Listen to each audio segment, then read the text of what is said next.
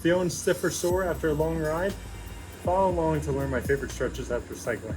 Hey Prehab, welcome back. Dr. Craig Lindell here, and today we're talking about the best stretches after cycling. What should you do after a long and tough ride that leaves you feeling stiff, sore, and tight in all the wrong places? I'm excited to share my tips and tricks with you because I've grown up around bikes my entire life, from BMX to dirt bikes to motorcycles, and now road and triathlon bikes. I've spent a lot of time on two wheels, but now as a physical therapist and triathlete, I'll blend science with my personal experience to help you learn how to best move your body and recover after any kind of ride. Let's start with the biomechanics around cycling. Understanding the demands on your body while cycling is key to knowing which stretches will benefit you the most.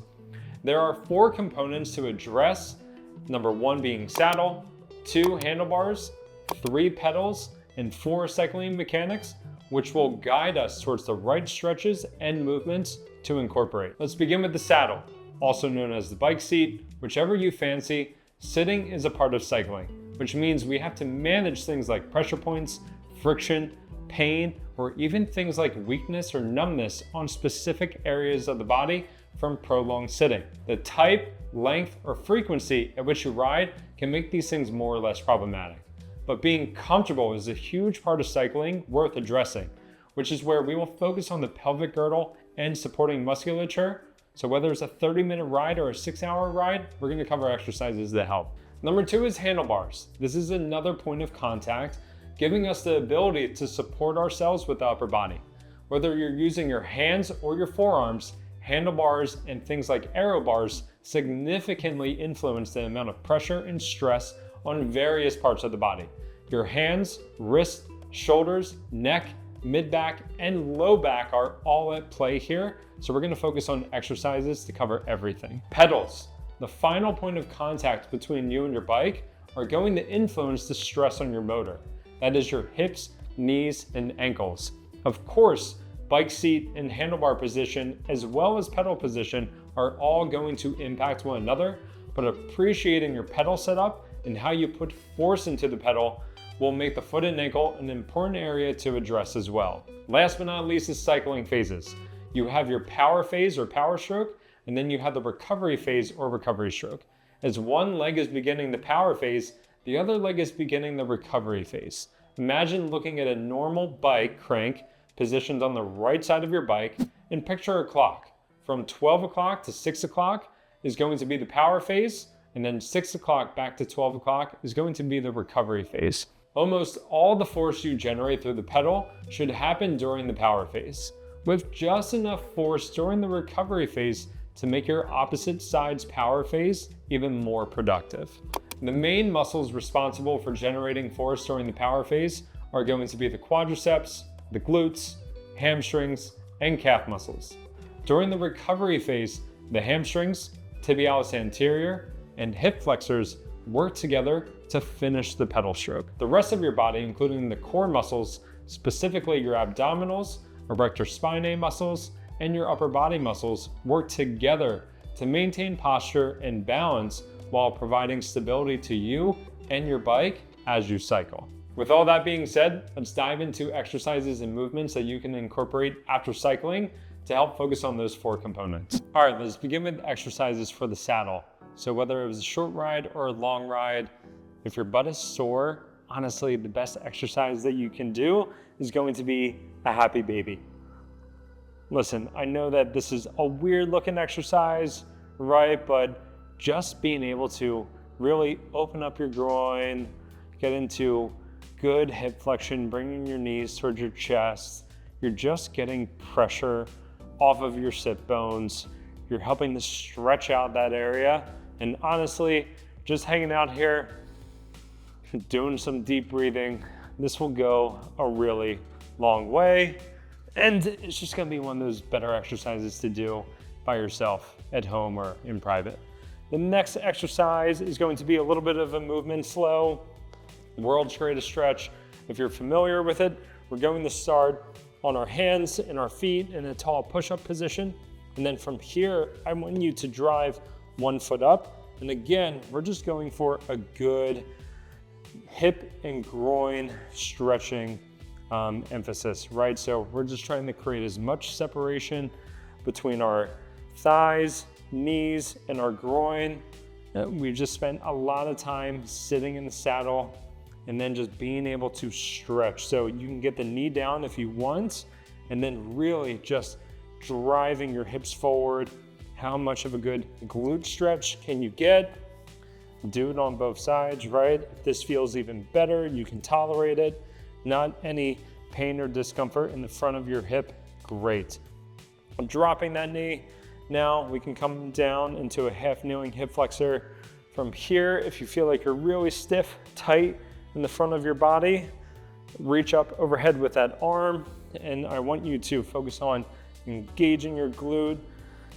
Pelvic tilt, we're going to talk about that in a little bit, but making sure that, hey, you're doing a posterior pelvic tilt, tucking your tail, you're going to get a great stretch that way. And then if you want, from there, hey, we can go into a little bit of a hamstring stretch. We'll tap more into that in a bit in the next movement. And then of course, if you feel like your mid back is stiff, you can rotate, right? So if you just search world's greatest stretch, you're gonna see that whole flow. But for me, what I would really wanna focus on emphasizing is like this runner's lunge position, getting really deep and low from there. Last but not least, right?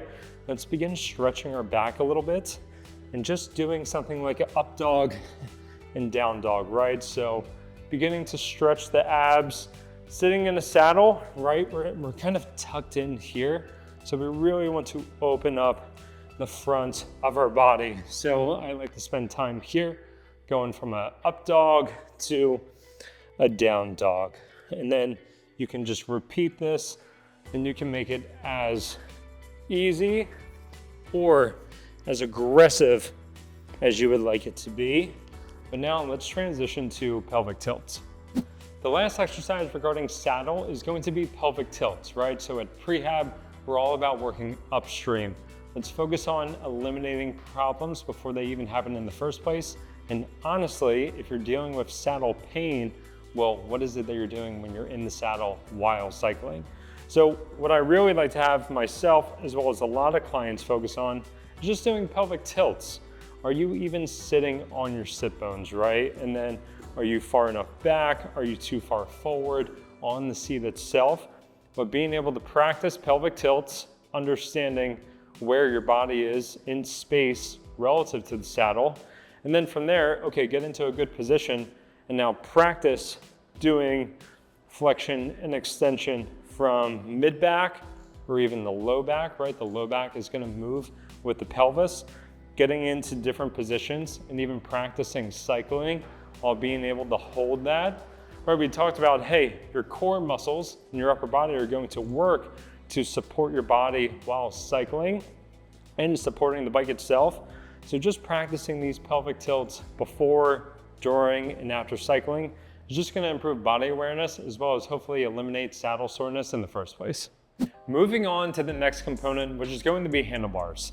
So handlebars, right, the pressure is primarily going to be focused on our wrists and our hands, but that's also adding pressure and stress to the rest of our body, even our upper and mid back, and then also the head, neck, and jaw. So let's begin at the wrist. And one of my favorite exercises to do after cycling is just going to be these sunrise salutes, but really adding emphasis to stretching the fingers, the wrist, and the hands, right? So bringing the fingertips together, dropping the hands as low as you can while keeping the elbows high. You're gonna feel a good stretch going into the fingers. The one thing that I forgot to mention is nerves, right? So if you get numbness or tingling, pins and needles in your hands, fingers, or even all the way up to your arms, shoulders, right? It's your nerves, they're getting a lot of pressure. So we wanna work on opening things up and getting things moving. And this is one of the best exercises to do that. So drop the fingertips down, then really reach towards the ceiling, hands back, palms facing forward. Feel a good stretch through your chest, right? We're spending a lot of time here. Chest muscles, shoulder muscles are working to support us on the bike so we don't fall on our face. We want to spend time in the opposite position and open everything up. So sunrise salutes, you can't beat that. Start there, and then immediately I want you to go into this reverse Superman. So what's going to be easier is laying on your stomach, hands by your sides. And now I just want you to try to get your body as straight as you can. Lift your head up and your feet and your hands off the ground. And now just work those muscles in your back and feel like you are just getting a good stretch. Trying to look up towards the ceiling. Raise your hand and fingertips as high as you can off the ground. This is a little bit more of an active stretch, right?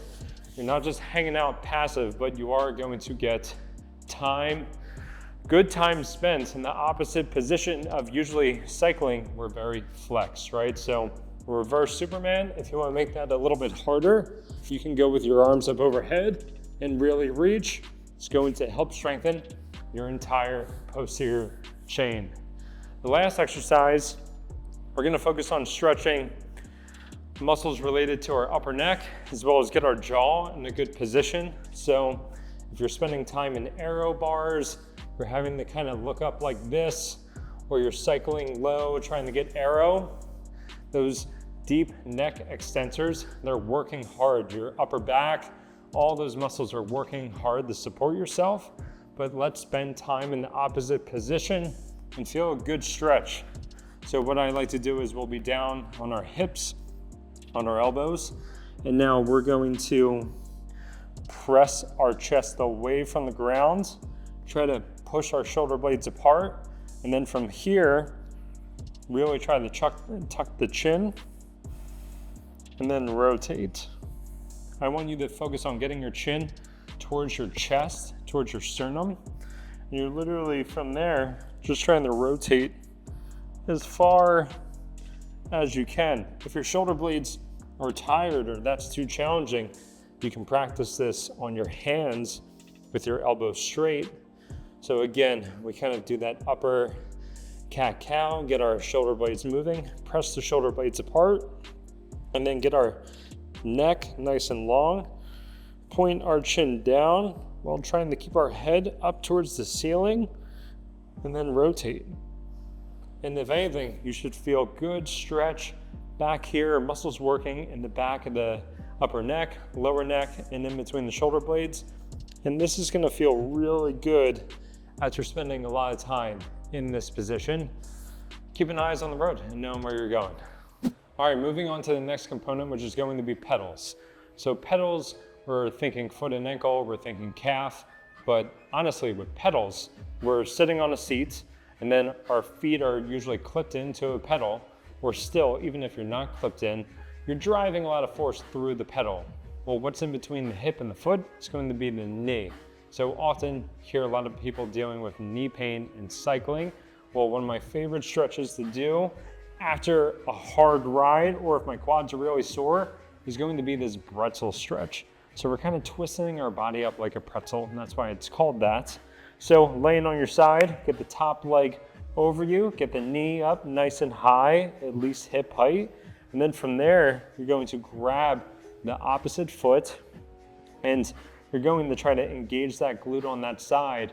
Immediately, you should feel a good stretch in the front of your right thigh. And you can rotate this foot towards the ground or up towards the ceiling. That's going to rotate your hip, and that's going to change where you feel the stretch in your thigh. So I may feel a little bit more stretching on the front outside of my thigh this direction versus it kind of changes when I drop it down. I'm going to focus on doing both. I'm keeping my right glute engaged, my hip pressed forward. And if I want to get more of my mid back or low back stretch involved, I can even rotate my chest towards the ceiling and I'll get a stretch on my top hip, as well as I'm getting a stretch through my mid back and my low back. And now I'm really twisted up like a pretzel at this point. So that'll help with the knee. Now moving on to the foot and ankle. So when we're pedaling, usually we want our foot and ankle to be relatively stiff in the same position. We want it to be in a little bit of plantar flexion, so our toes pointed down, our heel kind of tilted up, and we want that to be as stiff as possible because that means that we're driving all the energy into the pedal and we're not losing energy by letting our foot and ankle move. But because of that, right, after cycling, it's gonna feel good to stretch your calf. We want to spend time in the opposite position that we just spent a lot of time in. That goes for everything that we've covered so far. think, what is the position that your body is in while cycling? Let's just reverse that. So if our toes are pointed down, let's get our toes pointed up. If you have a wedge, honestly, this is just my favorite way to stretch my calf, going to just lean forward. But now I am going to play around with how low my arch is versus how high my arch is. I'm driving that motion from my foot and ankle, but also from my hip.